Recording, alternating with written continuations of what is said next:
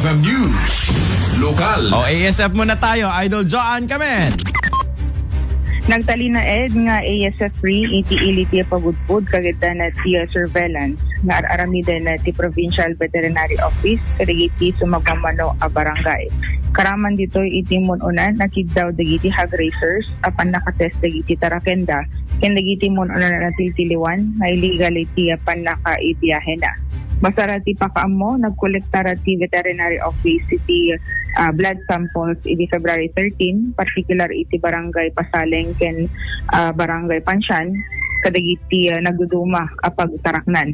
Nairwarmet ti resulta iti February 17 ket naragsak nga pangkaammo ti opisina nga amin dagiti na test ket negatibo iti African swine fever when ASF virus. Nagpalagit manen at ti Provincial Veterinary Office ito tultuloy apan nagbalin bihilante ken aksakbay kadagiti posible apan nakapektar manen dagiti taraken ken insidang ag-report no dagiti panagsakit tapno masigod maagasan. Oh, so raman ka digiti mabambantayan data na laing aya digiti coming iti police ken army iti marines ay sudot ng bambantay di tayo pagpud borders Idol Joan. When Idol Bernard. So good thing na mabambantayan da dito di tayo pagudpud Ilocos Norte. Gamti sa lunsod ko. Ayan.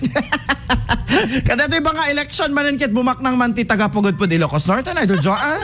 At malik na. Balin Idol Bernard talamet dagiti agbibinaluban. So kahit na nga sawen nalinak ti bye-bye.